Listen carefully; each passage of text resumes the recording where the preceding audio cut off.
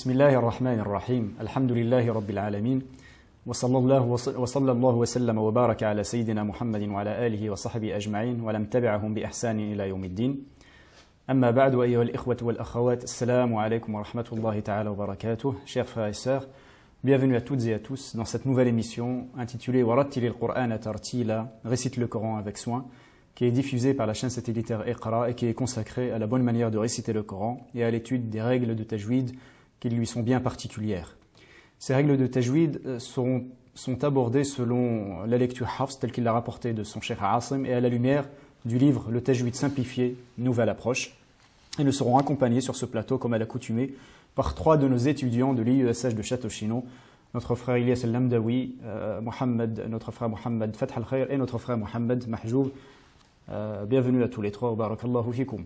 Chers frères et sœurs, nous avions vu dans la dernière émission, dans l'émission précédente, le dernier allongement appelé Al-Lazim. Et nous avions vu les différentes composantes de cet allongement, à savoir Al-Lazim al-Harf al-Kalimi al-Muthaqqal, Al-Lazim al-Kalimi al-Mukhaffaf, Al-Lazim al-Harfi al-Mukhaffaf et Al-Lazim al-Harfi al-Muthaqqal.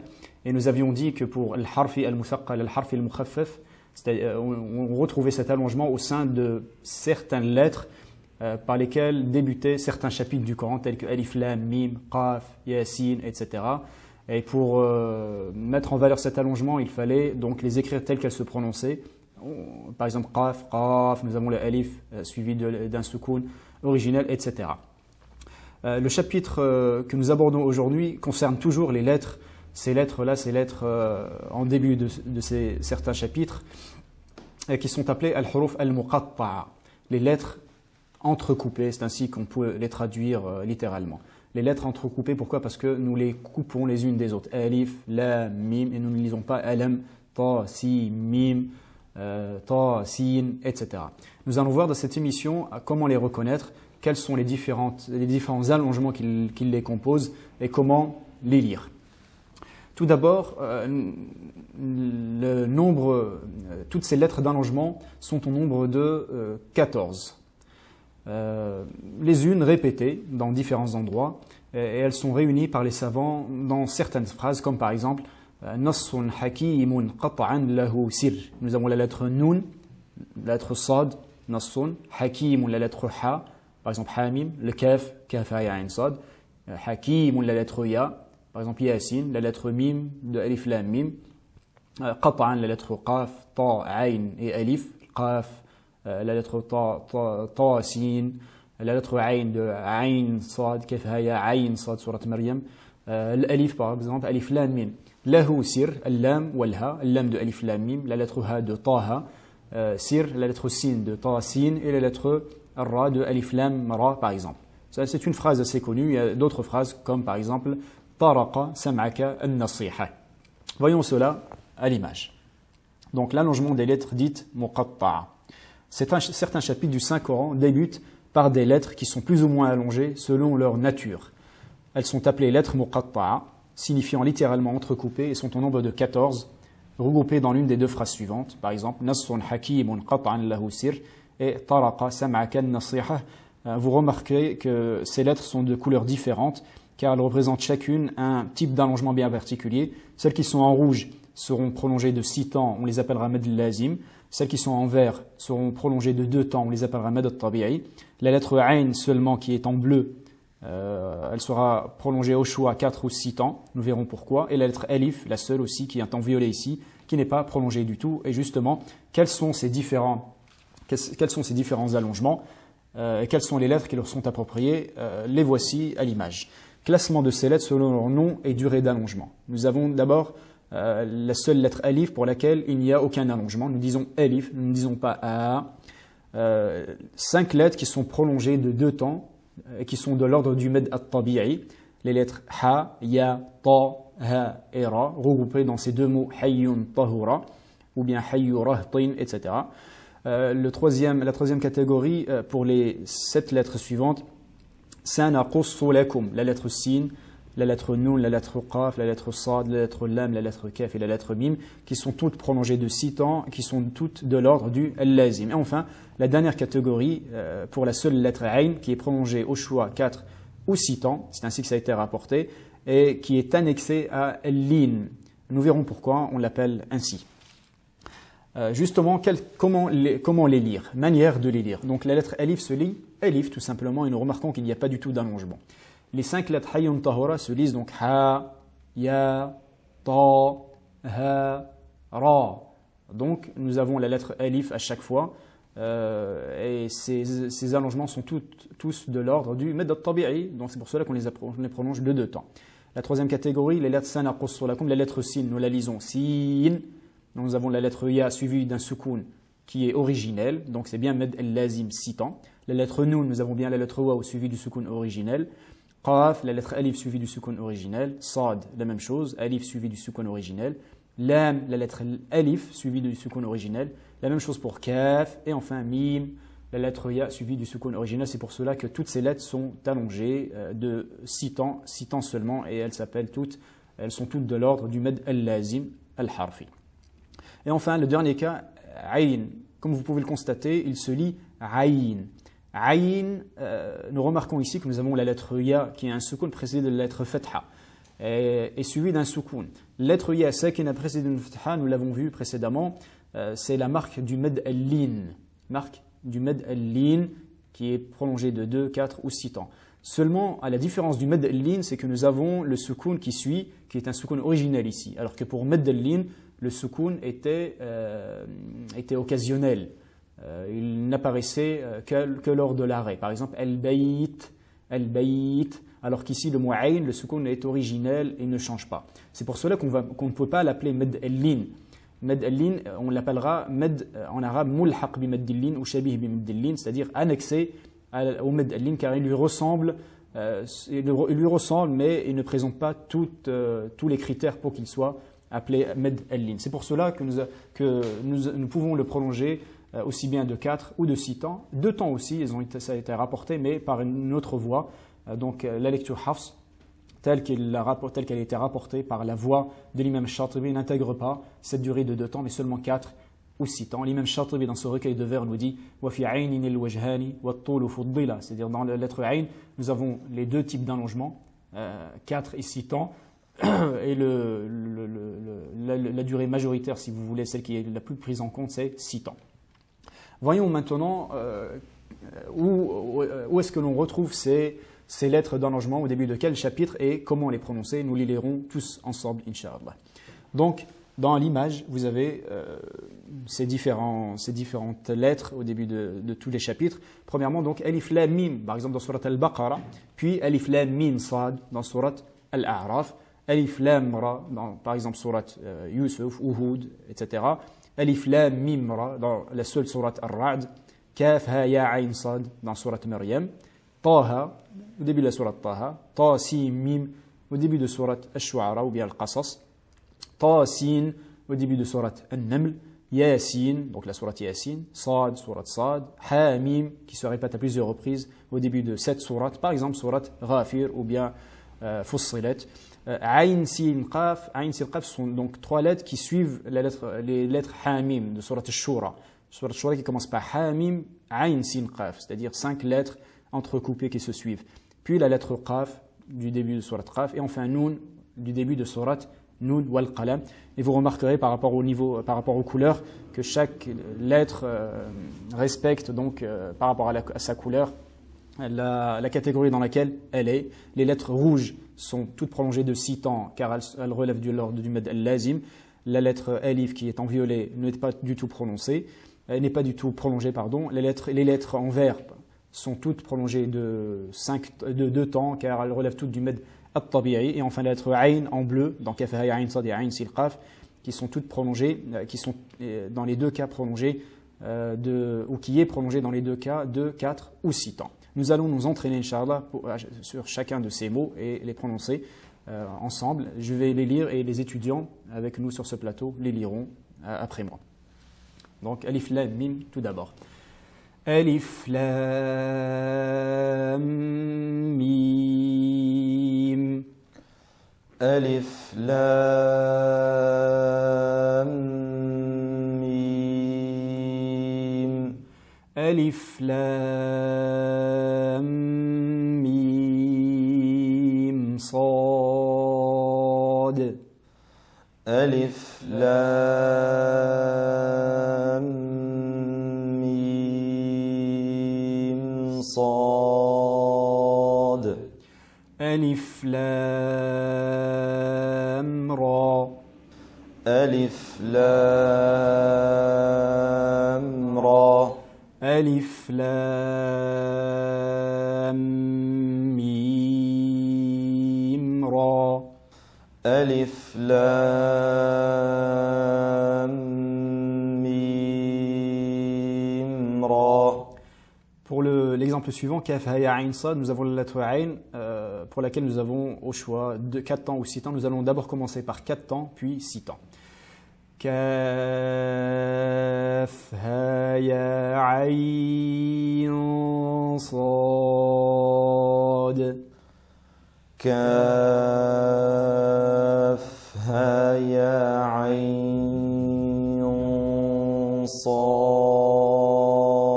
Une remarque concernant ces lettres-là, Kaf, Ha, Ya, Ain, Sad, il y a une erreur assez courante par rapport à la lettre Ain, qui est prononcée avec le nez. Ain, Ain. La lettre Ya ici doit être prononcée de manière la plus pure possible. Aïe, aïe, et une fois, en aucun cas qu'il y ait de nasillement du nez. Aïe. Et juste après, nous avons ce nasillement, donc la règle de l'ikhfa, nun suivi du sad, qui est nasillement emphatique. Aïe, aïe, sad. Nous reprenons donc avec 4 temps. Kaf, ha, ya, aïn, sad. كاف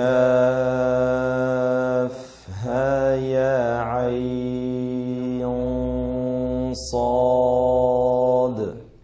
6 temps pour la lettre Ain. Kaf, ha, ya, aïn, sad. كاف ها يا عين صاد. Chers frères et sœurs, nous marquons une courte pause, puis nous reprendrons l'entraînement sur les lettres restantes juste après. Barakallahu fikum. Bismillahir Rahmanir Rahim. Chers frères et sœurs, bienvenue à toutes et à tous dans cette seconde partie de l'émission Warattilil Qur'ana Tartila. Nous avions vu dans la première partie de l'émission certaines lettres au début de certains chapitres, comment elles étaient prononcées. Et nous étions arrêtés aux lettres du début de Surat Maryam, Kaf, Ha, Ya, Ain, Sad, que nous allons reprendre à l'instant. Donc nous avons dit que pour la lettre Ain, nous la prolongeons de 4 temps, puis nous la prolongerons de 6 temps.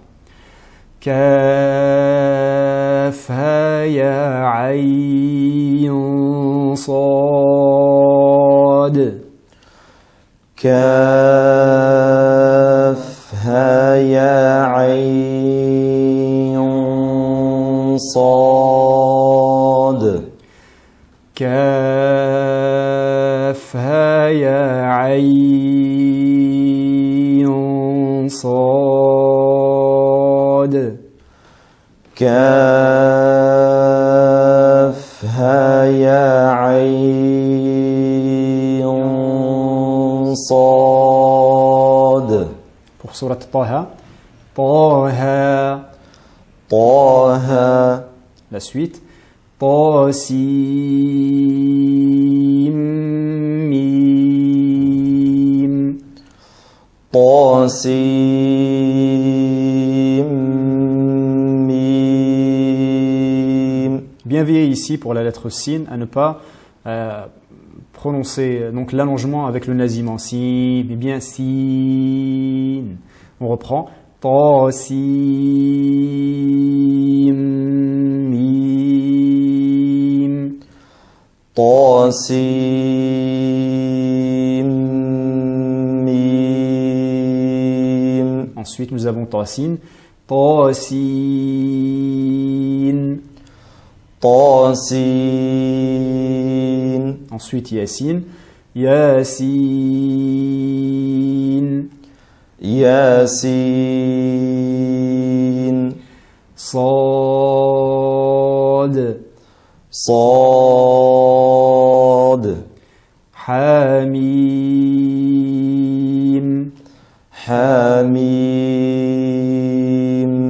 pour Ayn, Sin, Qaf au début de Surat al-Shura, qui commence elle aussi par Hamim. Nous avons donc la lettre Ayn qui peut être prolongée de 4 ou de 6 temps, la lettre Sin de 6 temps et la lettre Qaf de 6 temps. À faire attention ici au nasiment après la lettre Ayn, Ayn, qui est un nasiment aminci car il est suivi de la lettre Sin. Par contre, le nasiment de la lettre Sin, Sion, est emphatique car il est suivi de la lettre Qaf. De cette manière. Ayn, Sion, Qaf. Ayn, Sion, Qaf. 6 temps maintenant pour la lettre Ayn. Ayn, Sion, Qaf. Ayn, Sion, Qaf. La lettre suivante. Qaf. Qaf. Et enfin la dernière lettre, Nun, du début de Surat Al-Qalam. Nun. Noun. Voilà, chers frères et sœurs, ce que l'on pouvait dire concernant la règle des lettres entrecoupées, al-huruf al-muqatta'a. Nous passons maintenant à la partie pratique. Et nous étions arrêtés dans Surat Al-Baqarah à la page numéro 5. وَبَشِّرِ الَّذِينَ آمَنُوا وَعَمِلُوا الصَّالِحَاتِ. أعوذ بالله من الشيطان الرجيم. أعوذ بالله من الشيطان الرجيم. بسم الله الرحمن الرحيم. بسم الله الرحمن الرحيم. وبشر الذين آمنوا وعملوا الصالحات أن لهم جنات. وبشر الذين آمنوا وعملوا الصالحات أن لهم جنات تجري من تحتها الأنهار. أن لهم جنات تجري من تحتها الأنهار. كلما رزقوا منها من ثمرة رزقا قالوا هذا الذي رزقنا من قبل. كلما رزقوا منها من ثمرة رزقا قالوا هذا الذي رزقنا من قبل. وأتوا به متشابها ولهم فيها أزواج مطهرة.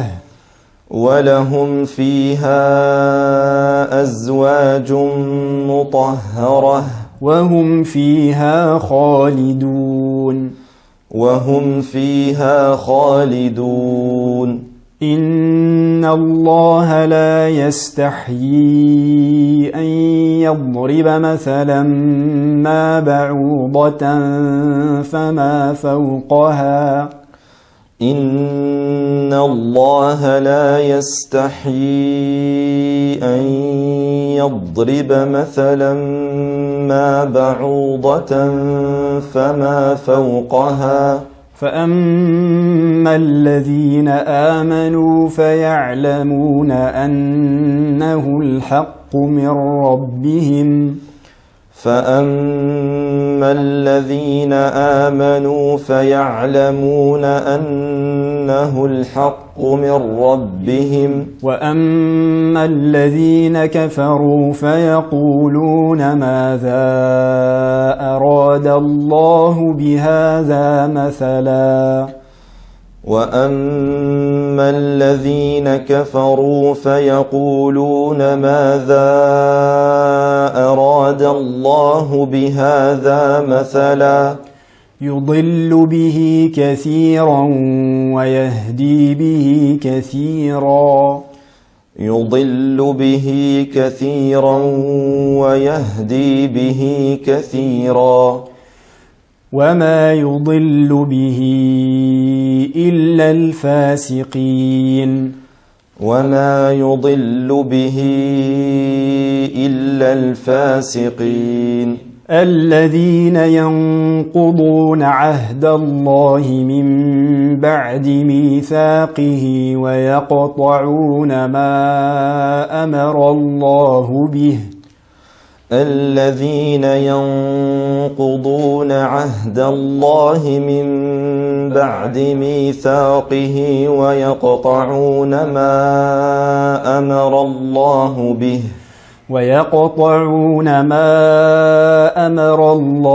به أن يوصل ويفسدون في الأرض ويقطعون ما أمر الله به أن يوصل ويفسدون في الأرض أولئك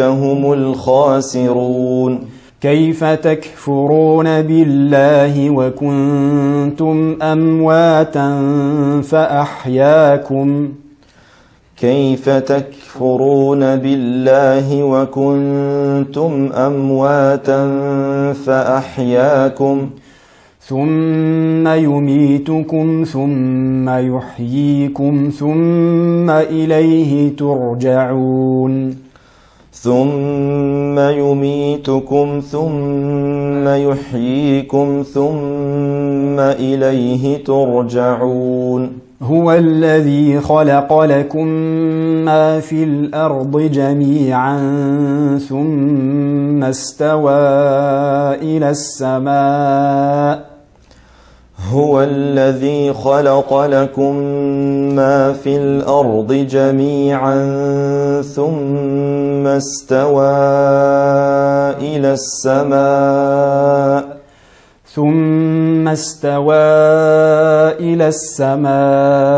فسواهن سبع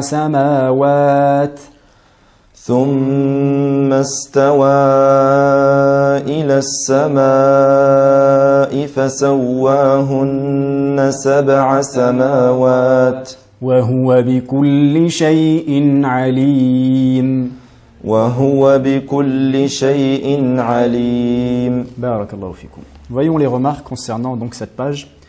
Premièrement, lorsque nous avons débuté la page, nous avons dit Bismillahirrahmanirrahim, contrairement aux deux pages précédentes, car ici le sens le permet, puisqu'Allah nous dit Wabashir et annonce aux gens, à ceux qui ont cru et qui ont accompli des bonnes actions, qu'ils auront le paradis en récompense, etc.